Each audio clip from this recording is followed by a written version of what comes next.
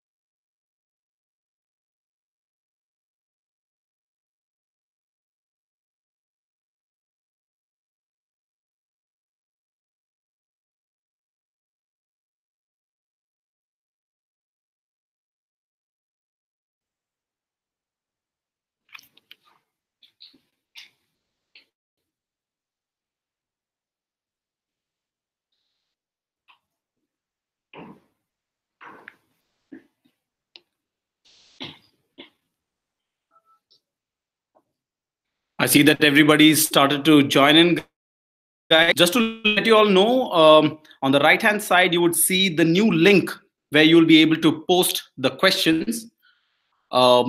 Just keep a note of it. So in case you guys have any questions, if you need to talk, if you need to give any feedback, you guys can use that link. We'll be sharing the questions by the end of the session.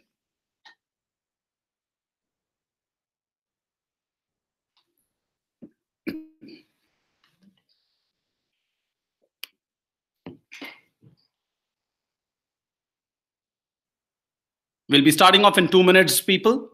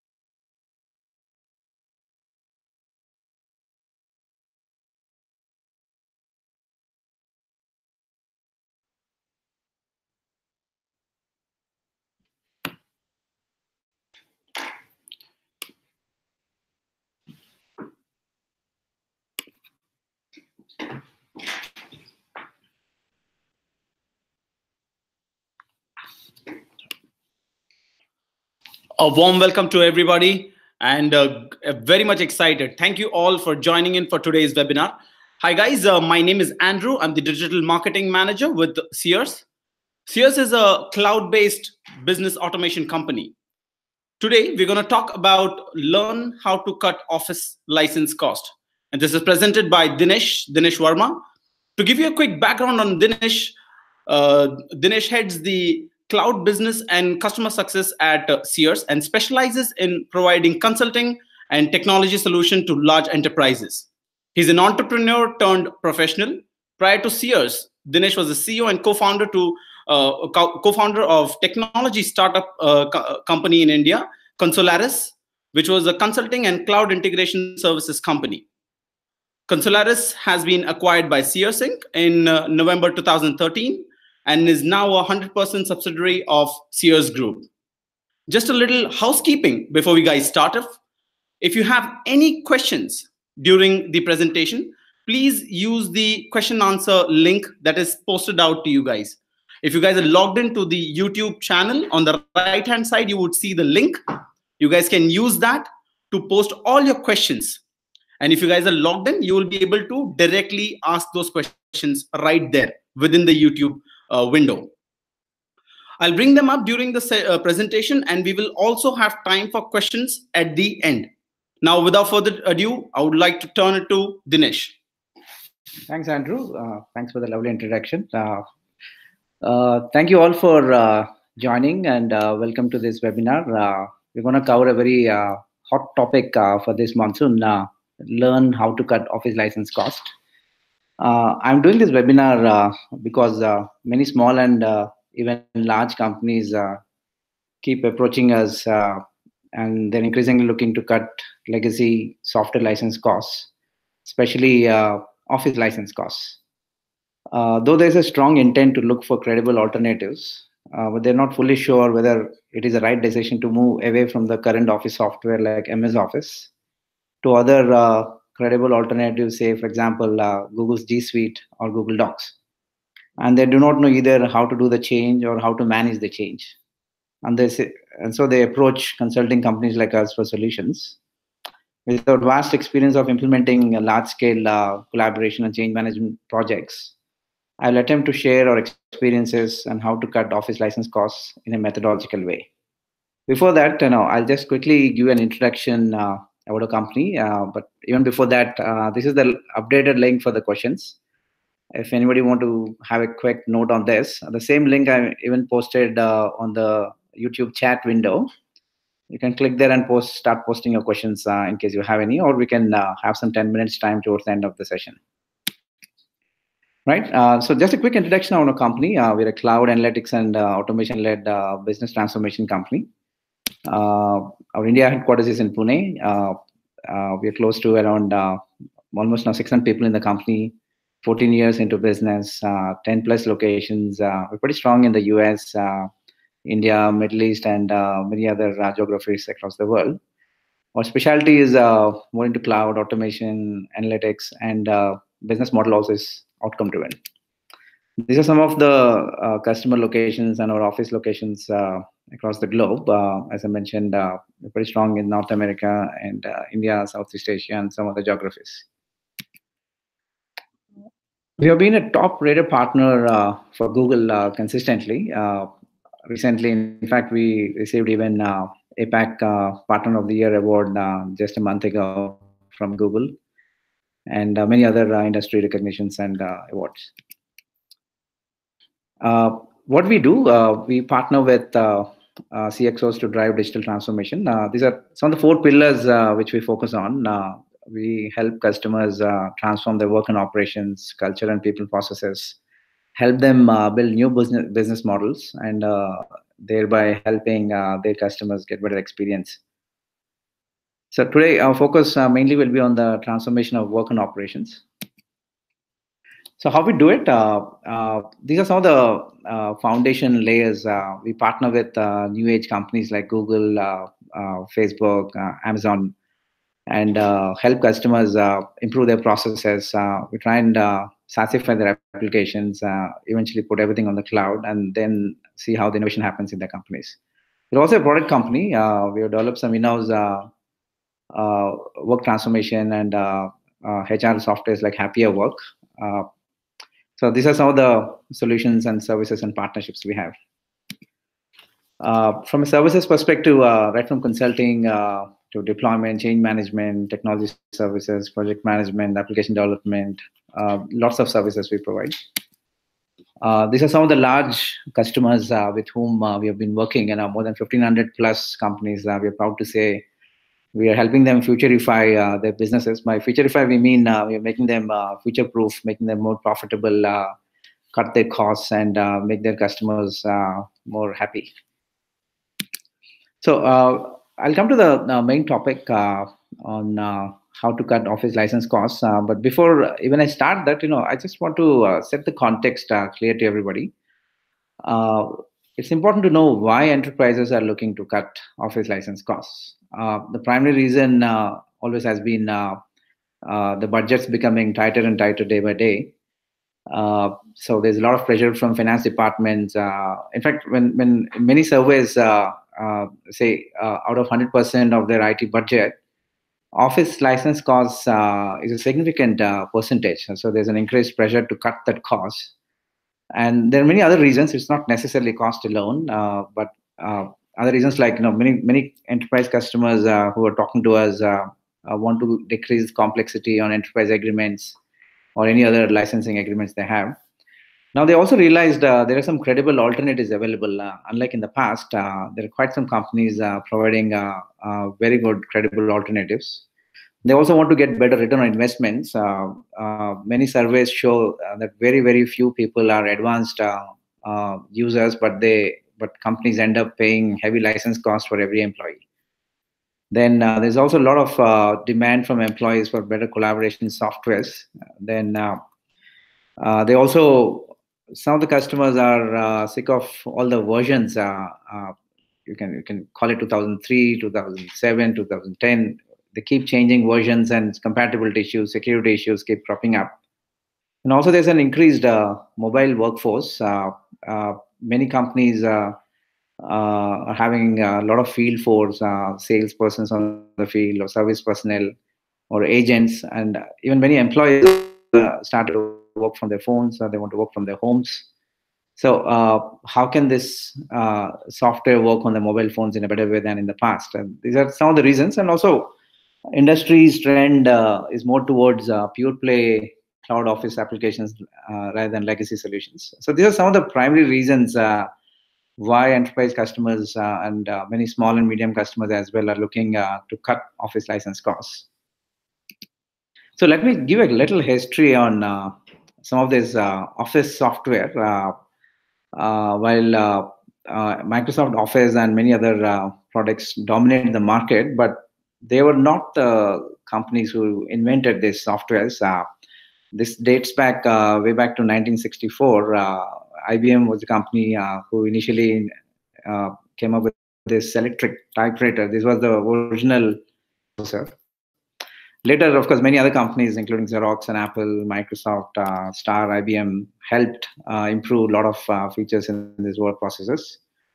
And many of you might remember WordStar, WordPerfect. These were quite popular in the 80s and 90s. But later, Microsoft did a fantastic job, and it has been dominating the office space ever since.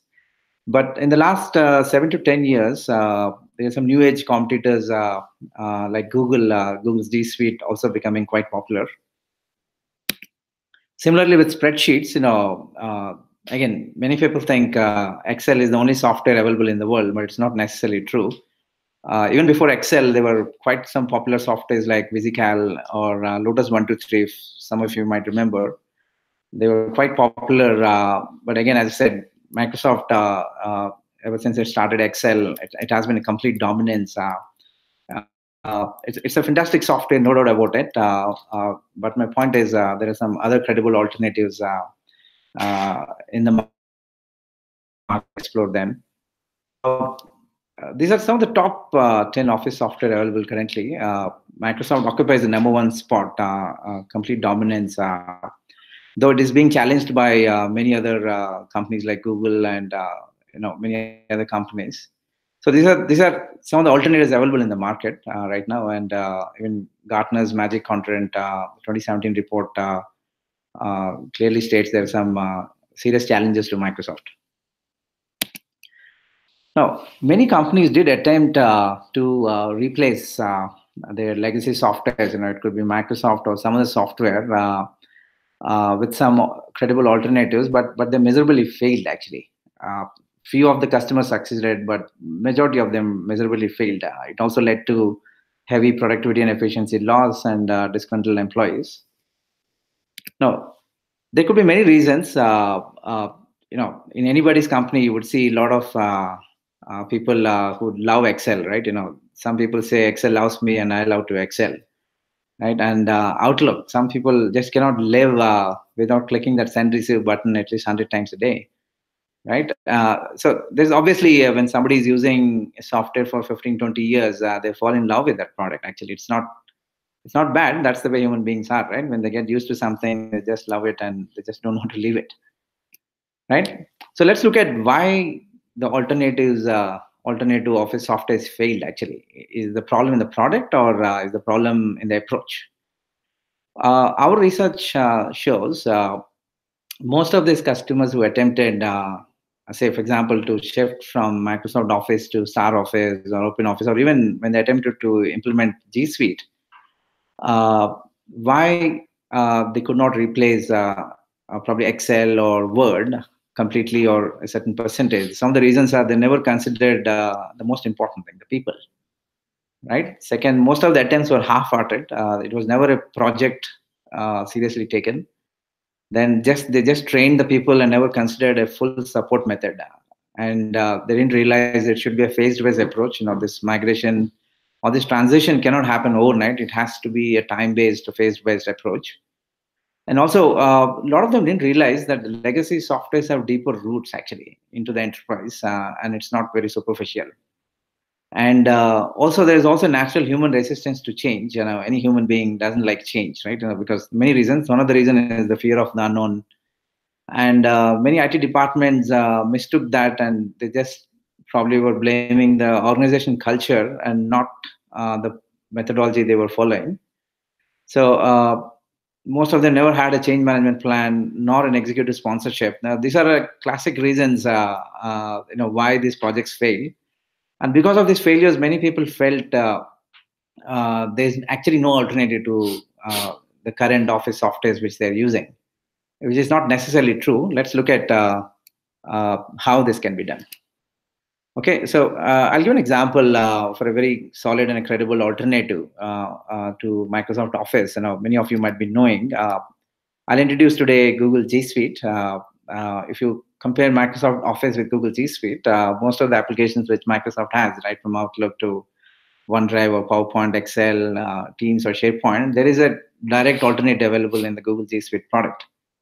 Right, but how do we replace this one by one, or it has to be a phase-wise approach? How do we take care of the people side of change? Let's look at them. Now, for example, this is like a real-time collaboration offered by Google's Documents. And now here you can see a mobile phone and a computer both operating simultaneously on the same document. Different people are typing, and this is something. These are some of the benefits you see in some of the new age collaboration softwares like Google Docs.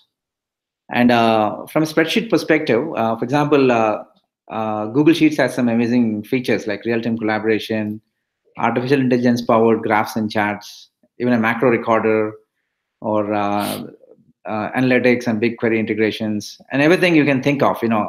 Even of late, Google upgraded. And now it supports up to 2 million cells. It's just that a lot of people might are not aware of this, and that's why they don't even attempt. So this is how a typical Google spreadsheet looks with real-time collaboration. Multiple people can work on different cells. The work just happens faster. Okay, I'll give a little example of a 1,000-user company. For example, if they have to shift from the current Office, probably if they're using Microsoft Office currently, to a new Office solution like G Suite, right? Imagine they started the journey in 2015, and at that time they had an employee count of 1,000. And subsequently, we have taken say 15% increase. In fact, this is a live example I'm giving. It happened with one of our enterprise customer. They started the journey with Google in 2016. So then we realized after 3-4 years what kind of savings they had. So in the first year, only 30%, 40% users started using Gmail Web UI. 60% continued to be on Outlook. In the second year, you'll see the Outlook users coming down. The same time with Microsoft Office, Word, Excel, and PowerPoint. Towards the second and third year, we started seeing a lot of customers adopting to Google Docs and Sheets, and slowly the MS Office usage was going down. At the same time, video conferencing provided by Google, like Google Hangouts, adoption increased. So over a 4-year period time, when we did in research, this is the cost saving they have realized. So almost close to 2.2 crore savings in 4 years, plus productivity gains. What's interesting to note here is it took some time to do the transition, right? From year 1 to year 4, they have almost replaced 90% of their MS Office licenses now. What it means is 90% of them use Gmail, Google Docs, Sheets, and Slides instead of Word, Excel, and PowerPoint. But it took 4 years, actually. It's important to note that. And how they did it, we're going to explain in the later slides. But hey, wait. You might think it's an easy job, but your current Office software is the roots are much deeper than you anticipate. For example, you might be using SAP, you might be using Oracle, any other ERP, and some of the reports might be triggering XLS files. Or there were some legacy macros which were there in the company. Somebody has written these softwares and they've been repeatedly being used. Or there are some set Excel templates or document templates which have been repeatedly being used. Many companies in MIS departments have spreadsheets linked with many other spreadsheets. Or in some companies, your customers or your vendors might dictate the file formats. Necessarily, some of them insist that it has to be in Excel format only or in Word document format only. And some companies have compliance reasons. So these are some deep-rooted things in many enterprises, and it's not easy to pluck them out overnight. Dealt one by one and in a very planned method. And whoever does not realize this kind of a situation in enterprise customers, that's where most of the projects fail, actually. Okay, now that you've seen the credible alternatives exist for Office applications, there are cost benefits. But how do you really do the transition now? Right? Let's take an example. Say if you want to move from MS Office to Google G Suite. The solution we offer is a planned project approach. The reason I call this a project because there has to be a start date and end date, and there has to be certain many other things in place for the project to be successful. Let's look at them. Okay, so there are typically 5 important pillars for us to execute this project. We'll see one by them. So let me give a quick overview. These are the 5 phases, but typically divided into preparation phase and implementation phase, department by department or by function, and later the stabilization phase. And under each of these phases, we have 3 streams. We have project management, technical execution, and change management. So it's important to plan this well before executing. So from a planning perspective, in project management, first most important thing, which are the leaders who are committed for this project? You need that executive buy-in, extremely important, and also define a vision. Employees need to be told why is your company doing this change? Why are you, say, shifting from Microsoft Office to G Suite? It's very important to have a clear-cut vision and a clear-cut communication as well. And also identify a conversion work group. Probably these are select set of enthusiastic people from IT and from other departments. We're making a group called a conversion work group. We also set some clear goals. In year 1, for example, how many MS Office licenses we want to remove. In year 2, year 3, have a clear-cut goal. And the way we design it, we also have a progress reporting for you to report back to your executive management. Exception criteria. There could be exceptions. Some of them might require MS Office for business reasons. Actually, some of them might fall into that exception criteria, but we need to understand what is that criteria, right? And then how do we define that exception workflow? It's all part of the project design flow. Then, from a technical execution perspective, so you need to understand how many Office licenses you have, what's your install base, then how do you uninstall MS Office, how do you remove from standard installation packages, then how do you set up conversion work group, and then the change management plan and design. How do you develop and communicate internally, how do you create awareness, the training and the support required. Then from an opt-in, opt-in means people opting in voluntarily, right? There could be some people in your company who voluntarily would want to shift from MS Office to, say, for example, G Suite. Maybe they're comfortable more in a real-time collaborative world, what G Suite offers, right? Then your department heads and department leads, these people are extremely important. You need to enable them with whatever is your plan, make them understand how you're doing it and why you're doing it. Then you're setting organization goals for opt-in. Then you're recruiting leaders to opt-in. There could be some department heads who'd want to move the entire department. These kind of people are critical for this kind of projects. Then there will be some exception blockers. Probably from finance department. There could be some people even without looking at what's the new alternative, they might just keep blocking it for various reasons. I'll explain you why that happens in later slides. Then once you offer them the new alternative like G Suite, how do you stabilize them? How do you support them? That all will be part of the technical execution. And then from a communications perspective, how do you get executive buy-in, executive awareness? These are some of the things which will be covered in the change management plan. Okay, best practices. First, most important is to get a buy-in from one of the most senior executives in your company, right, until your CEO or probably your CFO and CIO, unless there is an support from the leadership. These projects are not easy to execute. I just want to make that very clear. In many of our customer places, the first person to get transition was the CEO himself.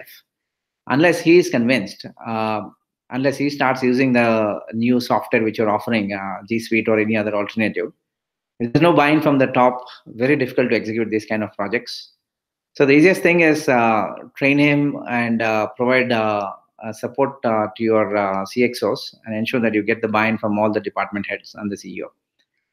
Then you also need to maintain a progress governance reporting so that you report to your executive management week on week basis.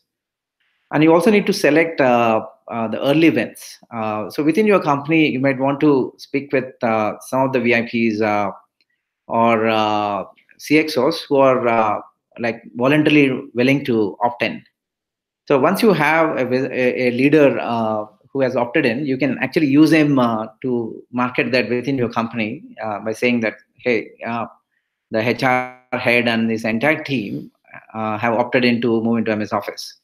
So this is a kind of internal marketing you need to do. So this is like a quick win for you. And another thing, any new employee joining your company, it's not necessary that you actually give them MS Office. So these are like low-hanging fruits. So you can actually come up with a policy which says any new employee joining the company will not get MS Office, right? And you can also remove MS Office for all the non-essential personnel. There could be some very low grade employees who just don't create any documents but just consume documents. For them, you can straight away remove MS Office. And also, we'll also explain you how can you add friction if anybody wants to purchase MS Office. We'll you how you can put hurdles for people who want to purchase MS Office or any other Office software. And very important for all the early wins, you might have to reward and recognize those early adopters in your company and give them visibility, right?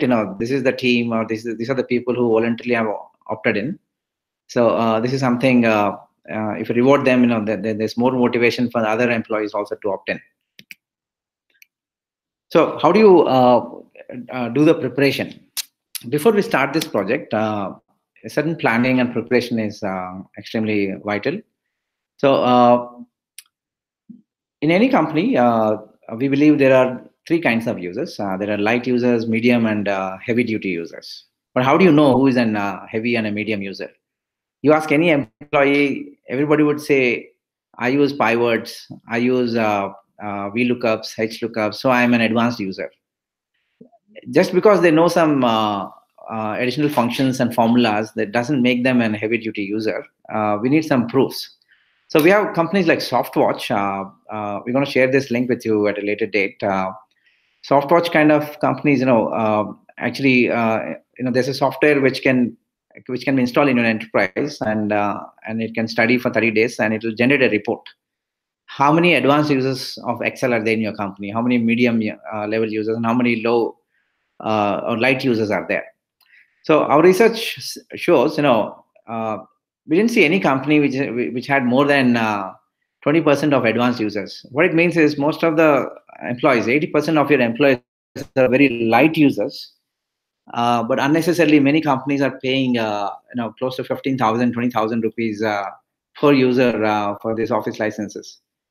So once you do the preparation with these kind of reports, you get a solid report which says out of your 1,000 employees, what percentage of Excel users are advanced users? Similarly for Word and PowerPoint. So this will give you a solid base to make your business case internally with your management. And also we do surveys. Surveys also give you a different perspective about what people are thinking. Even before we do this project, once you run a survey, which says, hey, we are thinking to replace MS Office with, say, G Suite. What do you think about this? There could be some people who might simply say, I'm not at all motivated to do this. Some people might say, I'm willing to undergo this change, provided you provide me, proper support and migration. Right. So this report also will give you an understanding about the culture of your company and what people perceive about this change. So this report will help you better prepared for your change management and your training programs. So this is how a typical profiling happens.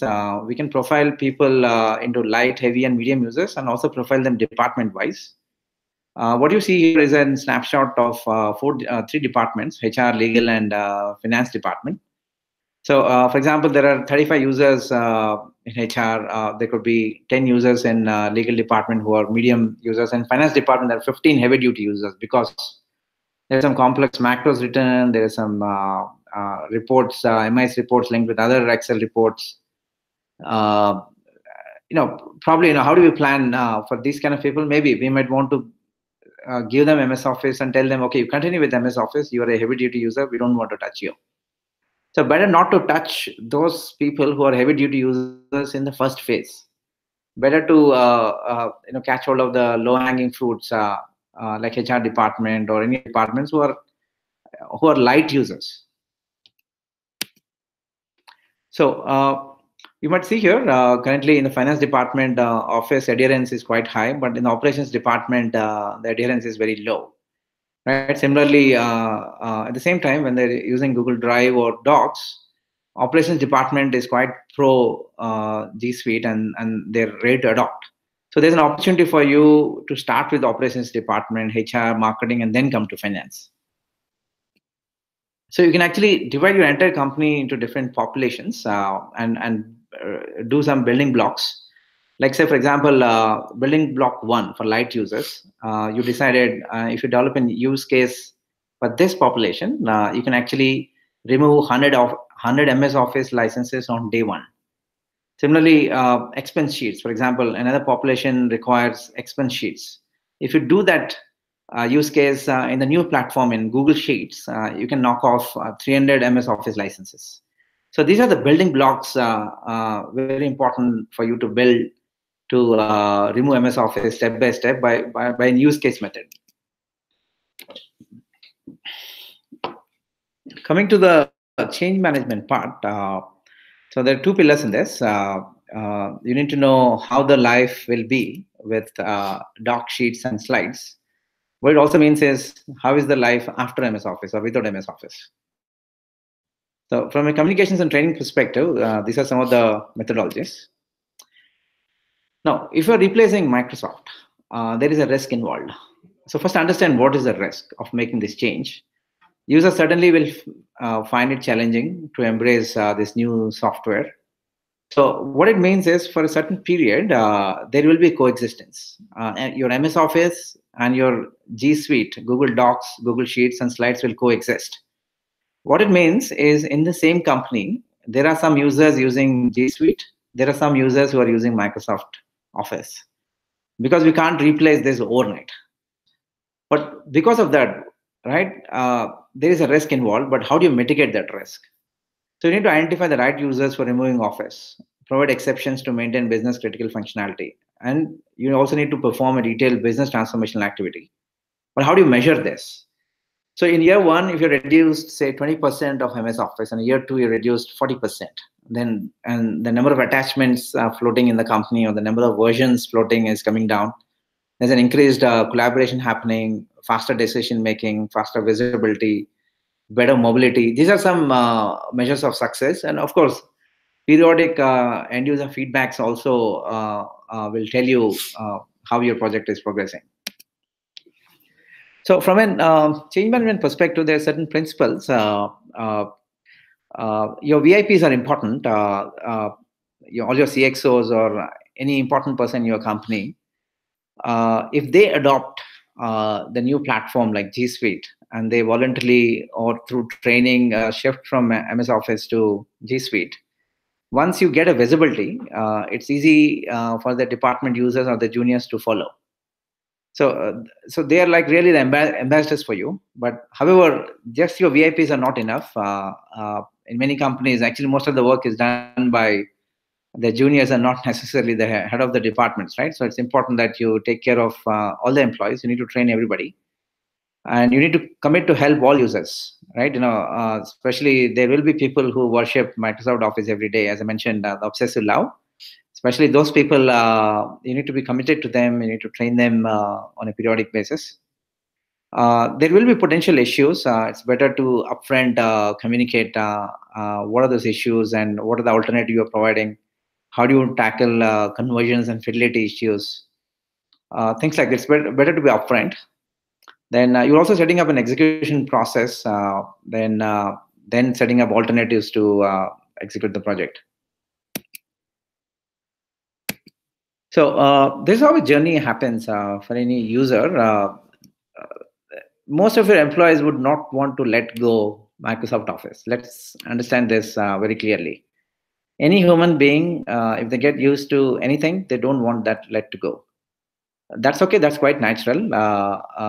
But once you provide the proper guidance and you have an executive support and you're doing it in a phase-based approach, slowly they will come into a limbo phase. What it means is they're willing to adopt, but they would need support. They might face some difficulties in shifting from Microsoft to Google, but it's important at this stage you provide all the necessary support, and then you'll see all the new beginnings happening. You have some enthusiastic reactions.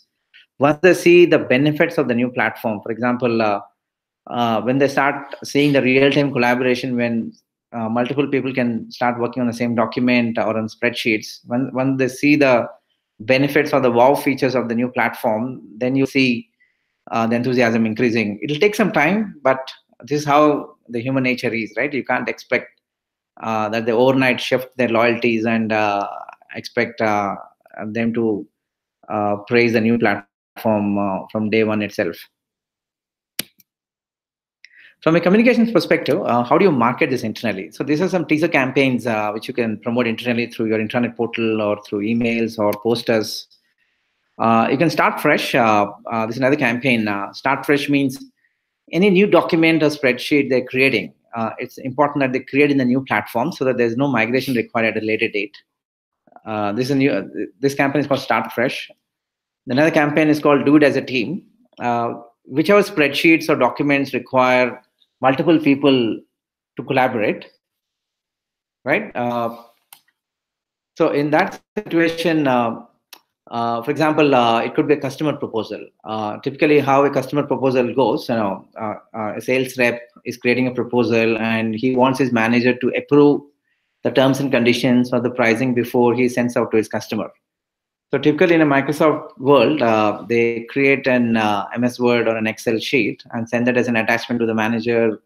Manager edits it and sends back another attachment to the rep, and then the rep sends it.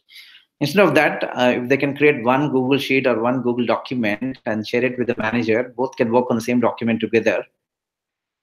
So these kind of real-time collaboration benefits, when they do it as a team, then they'll start realizing the benefits. So there's another important communication called do it as a team. Then convert only as needed. One major mistake a lot of companies do is, they have some 10,000 legacy Office documents and they try to convert everything in one go. That's not needed. Definitely, you will face fidelity issues. Whenever they convert an MS Office Word or Excel file into Google Doc or Sheet, there could be some documents and sheets where there is no fidelity issue or compatibility or conversion issues. There could be some places where you would face an issue. Understand these are two different softwares, so you can expect and you should expect some fidelity, but that doesn't mean it's bad, right? It's important that you convert only as needed and not everything in one go. Another campaign, it says, remember, it's not the same. See, Microsoft Office or Google Docs, these are different editors. Microsoft comes from a more legacy installed exe software methodology. Google Docs is more cloud-based, and their editing methods are a little different. So this causes fidelity issues, but just because it is different, that doesn't necessarily make it bad. Many people think anything other than Microsoft Office is bad. That's general human tendency, but it's what you need to communicate is it's different and it's not bad. There's another communication which says these are the limitations of the new platform. So we're being very honest with your employees, and that we are going to this new platform, but these are the limitations, right? For example, up to 50 MB files can be uploaded and converted into Google Docs, a single document.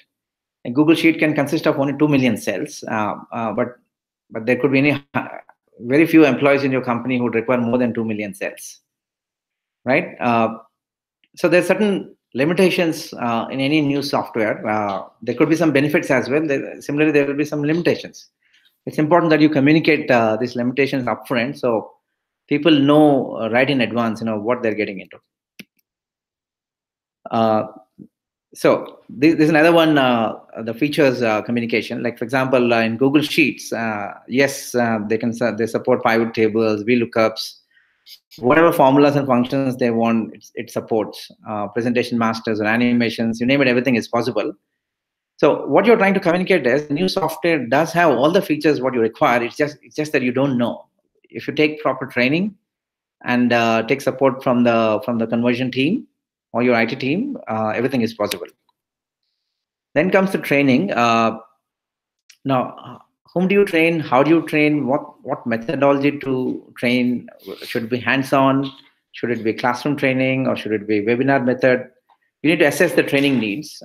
So for heavy-duty users, it's better to do a hands-on training, meaning they come with their own laptops into a training room and they do it hands-on. Probably you can do a webinar or different other types of training methods for light users. So there are different training methods, as I mentioned. There are some softwares which are integrated right into your Google interface. Whenever they have a question, it actually trains them then and there in the web interface itself. Or you can actually have handouts, or you can create an internet portal for them to self-learn. Or you can use partners like Sears, who provide some custom trainings, whether it's hands-on workshop or classroom trainings. Coming to the technical aspects, working with users using Office. So as I mentioned, there will be coexistence for a certain number of months, or it could be years. Some people using MS Office and some people using Google G Suite in the same company. So they have to coexist. So definitely you will encounter these kind of problems. Some people would say, some people would actually think some people got MS Office because they are important in the company or they are seniors. So you will find all kinds of resistance in the company. So it's important that you manage that kind of resistances. And you also, some of your employees might say, my customers are insisting that I follow this Excel method only and not the G Suite Google Sheets. So you'll find all kinds of resistances. How do you face that? So you have on the left side your Excel, Word, and PowerPoint. On the right side, you have your Google Sheets and Docs and presentations. Right? You can start with Docs. That's the easiest one to migrate. The fidelity between Microsoft Word and Google Docs is very, very minimal. Then you can get into MS Excel and PowerPoint, but the easiest one to migrate is your Google Documents. And there are other extensions available from Google and in the Chrome browser as well, how you can convert legacy Office files to Google formats. So as I mentioned, there are some Office editing extensions available in the Chrome browser and also in the G Suite, using which you can convert native Office applications, or you can start editing Office applications without having an MS Office license on your computer.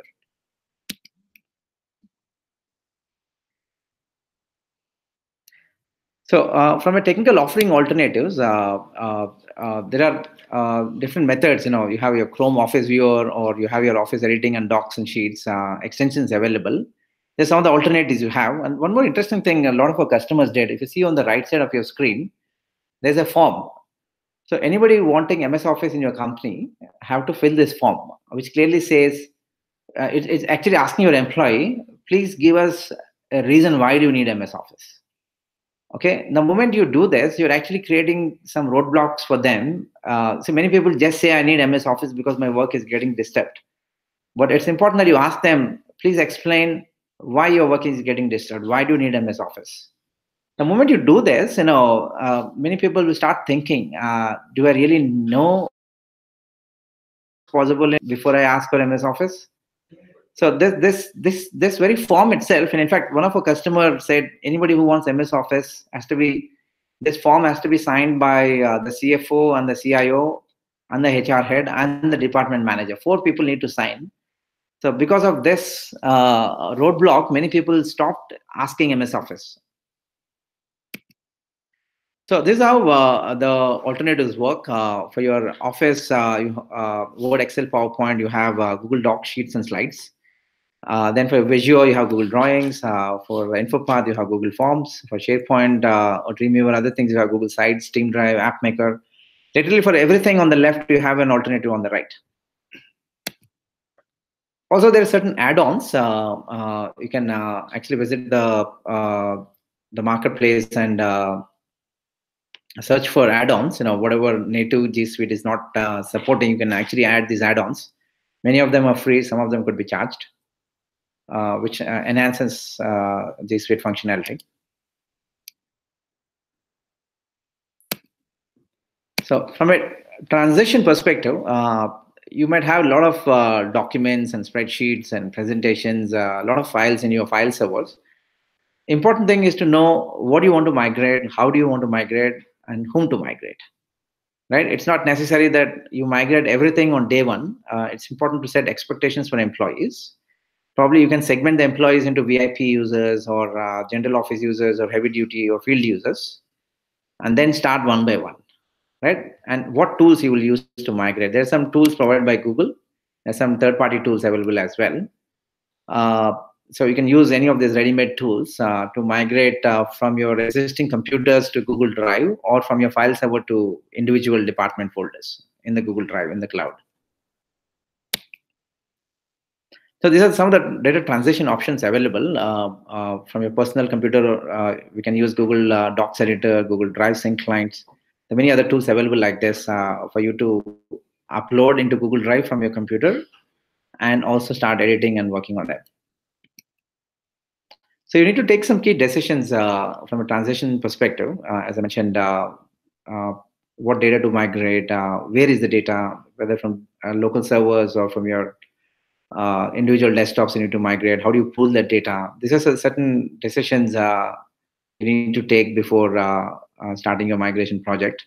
Also consider your network, the bandwidth required for these kind of migrations. We have a a bandwidth calculator using which we can tell you how much bandwidth is required. Lastly, from a removal of the legacy productivity suite, these are certain decisions. Once you create an exception group, these are the people who are like the 10 or 20% of your company. You might want to continue to give them MS Office and not to touch them in the first 1-2 phases. Then forced removal from computers which do not need access to the tool. Determine which access to legacy tools when necessary. Determine the best legacy productivity tool. Now, one more important thing, from an Office perspective, if you look on the left side, Microsoft traditionally has been quite dominant on the on-prem world. So that is where you see all the OEM licenses you might have bought right from Office 98 to Microsoft Office 2003, 2007, 10, 13, 16, and the list goes on. And later came Office 65 and a combination of Office 65 and installed MS Office. What we've seen is many companies, even though they go for a Microsoft cloud version, but they still end up using installed MS Office because they're just comfortable with the offline version. So they end up paying for both the licenses, actually. On the right side, companies like Google offer only the cloud version. There's nothing called an installed license. That's why we call it a pure play cloud. It's a single license cost for all your devices. And it also supports offline. So this is how the alternative looks like. For example, if you are willing to explore G Suite, so these are the options available. You have your create, connect, access, and control. Every employee would get access to all this softwares, right from email to video conferencing to document collaboration to internet portals to task management or storage or archiving and mobile device management. All this is part of G Suite. These are the 3 flavors available in G Suite. For example, you can opt for basic, business, or enterprise. It's an annual or a monthly option available. You can opt for any of these packages. That's it. I think I covered most of the things, and probably we are open for some questions. Thanks a lot, Dinesh. That was really, really good. In fact, we went pretty much in depth of Office softwares. I should admit, I started off with Microsoft Office, and yeah, I did know a little bit about Lotus, but I didn't know that they were they were there in the league back then. So thanks a lot for covering up everything, and then how to go about in changing, or if we are moving on from one software to another, right? From what kind of roadblocks we'd get, what kind of challenges we'd have, etc. So thanks a lot for that. With that, everybody, we have moved into the question answer session. Okay. Once again, guys, if you see on the right hand side of the YouTube window, you guys will be able to see the link for adding in your questions. I've got a couple of questions here already. If you guys want, you guys can add in more questions so that we can pick them up one by one. Okay, so I'll go to the first question. Dinesh, the first question is from Prabodh. He's asking, how do we open existing files, Office files, without uploading on Drive? Offline editing of files. Okay, that's a very good question, Prabodh. Okay, so here it is. If you have legacy Office files on your desktop, and if you want to edit them without uploading to Drive, that's not possible. Reasons. There's an offline sync available in Google. You can actually have your Google files synced into your computer and vice versa. But if you have legacy Office files on your computer, you need to upload them into Drive to start editing them. And the reason, Google is a cloud-based version, and many of our customers They are looking for this alternative to MS Office because they want to cut costs. One reason. One. Two, they want to access that file from anywhere, not just from their computer alone. And they also want to access it from their mobile. So the moment you upload to Drive, you can actually edit your MS Office file without having an MS Office license, because there are some editors available in Google Drive using which you can edit your MS Office files without having any MS Office license in your computer. You can edit and work on those documents natively, or you can convert them into a Google format. Both options are available. But the advantage of you uploading that document into Google Drive and start editing, one advantage is the backup has been done, and you can access the document from your home, from your office computer, or from your mobile.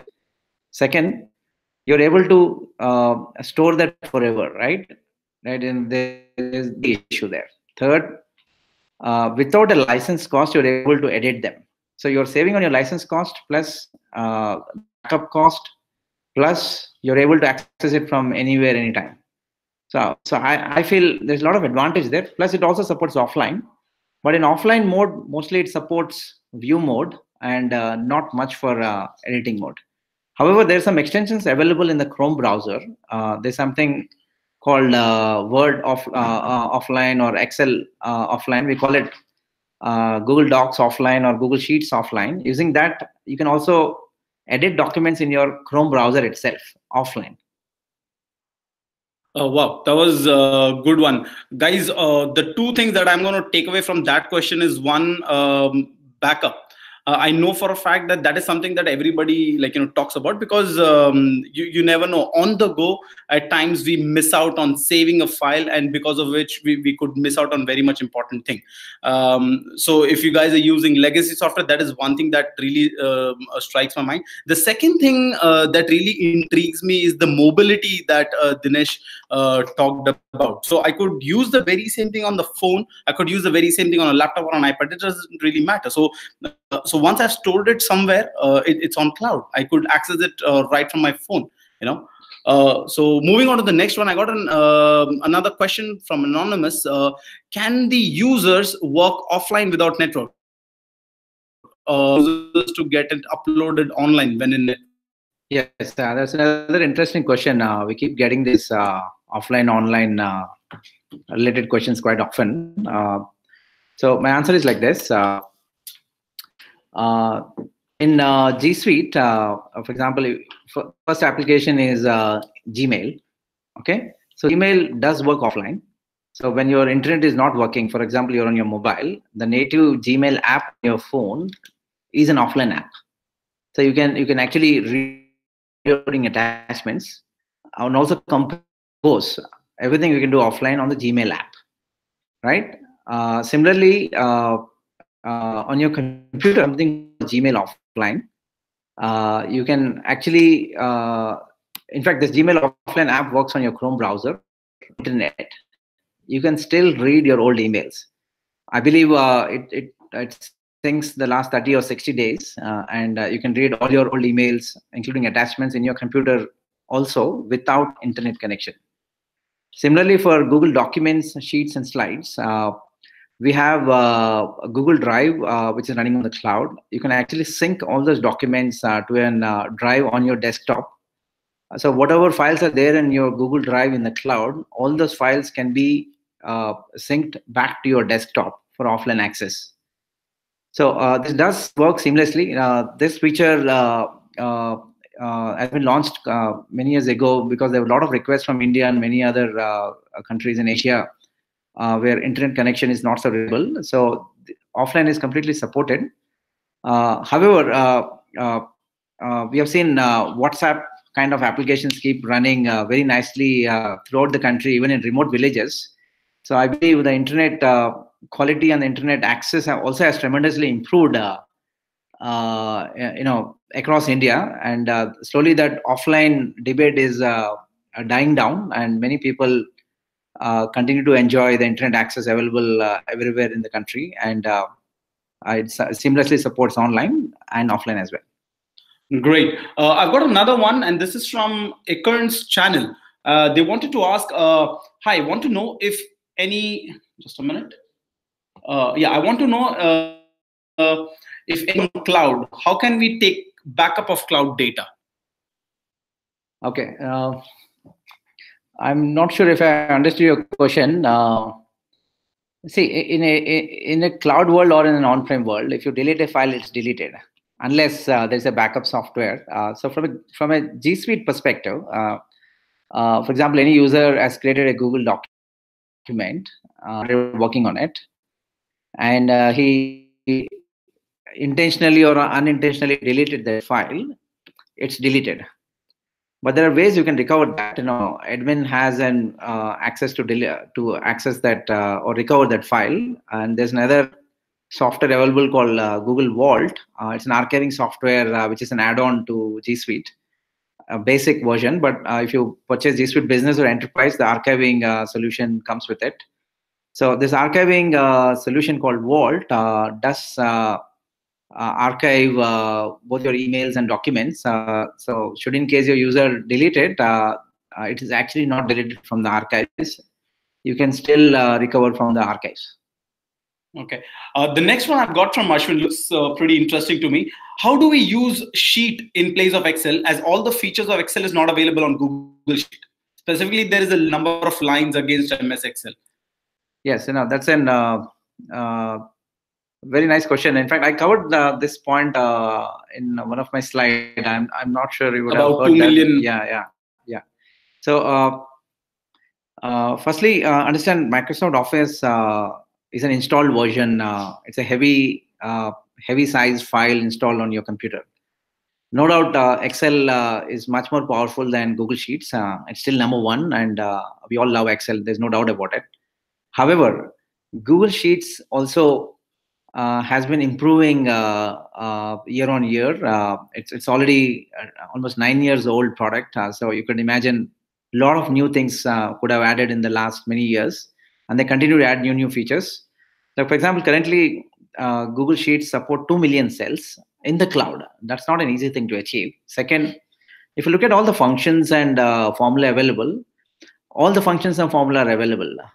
Most of them, what an average user would need. Tons of functions and formula available. And third, there's some more advanced things available like artificial intelligence or machine learning based automatic creation of reports and charts, and also real-time editing and mobile support. So if you are a very heavy duty user, there could be some of the features which Google Sheets does not support. If you fall into that heavy user category, you can continue to use MS Excel. Great one. The next one is pretty easy. So Datta from Axis wanted to know if we can run macros. So that's very much covered within the session where we mentioned that yes, we can get macros in Google Sheets. In fact, as just Dinesh mentioned, that most of the functions that people do use on a day-to-day basis, or data churners would use on a day-to-day basis, is very much available on Google spreadsheets. Unless and until you are a heavy user, you can clearly define as to what can be a roadmap accordingly. The next one is just a moment. I'm just checking this. Yeah, so the next one is anonymous. He's asking, we have restriction policies for an employee accessing Gmail, Hangouts, Google+. But when we start using G Suite, won't it open up the external access? Is there any possibility to access only official G Suite? Yes, there are two ways you can do it. One, if you want to block consumer Gmail and allow only corporate Gmail, you can do that. One, you can do at your firewall level. If you're using any web proxy, which can what should I say, control consumer Gmail and allow only corporate Gmail, it is possible. There are some firewalls recommended by Google. Many of our customers use them. For example, Fortinet or Checkpoint. Some of the new firewalls from WebSense. Any web proxy can block consumer Gmail and allow only corporate Gmail. That's very much possible. All right. And the next one is, this is going to be interesting. Would you or Google help in the change management process? The collaboration features of G Suite looks really lucrative, but educating people could be a hassle. Yes, as a partner, we specialize in this change management exercise. We did do in many companies, large, medium, and small. However, it is important that it's a joint effort, both from your company and our company. It's an investment, right? As I mentioned, if you're using MS Office since last 20 years, right? We just cannot overnight change people's mindsets or change everything overnight. It will take time, and there's an investment from your side and our side as well. We do help, but the commitment has to be from both the sides. Sure. Thanks once again, Dinesh. One last one I'd like to take, because I could see on the chat there are a lot of people talking about SAP as well. So I'd like to give. So the question asked by Adyesh is how to open Excel files which are exports from SAP without saving that on file on G Drive. Yes, this is again a very classic question we keep hearing. See, companies like SAP, Oracle, they've been as old as Microsoft. So they've been working jointly with them since quite some time. So there are some native extensions or reports which are triggered in XLS format right from SAP. But I would certainly say SAP is working very closely with Google since last couple of years. There have been some joint announcements made together. For example, SAP can be, in fact, some of the reports from business objects can be directly triggered in Google Data Studio. So even instead of opening that in an XLS file, you can actually directly visualize that file in Google Cloud Platform Data Studio. And otherwise, if it's just coming as an XLS file, if you're downloading it, you have to upload into Google Drive to access that. There's no other option. All right. Thanks a lot, Dinesh. Guys, there are some more questions that have come in, but we won't be able to answer them here because of time limit. But we would love to hear from you guys. So what we would be doing is we'll be collecting all of these questions and putting that on a blog, and we will be sharing that link to you guys shortly with the webinar recording.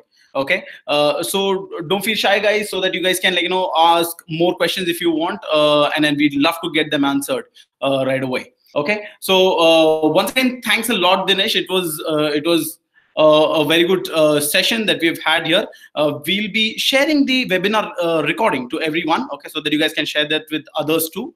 If you do have any feedback, or if you want to cover up on any other topic on G Suite or Google products, you guys can drop in your request at marketing@sears.com. Okay, thanks again, guys, for joining us today, and we'll see you next time. Thank you, guys. Have a good one.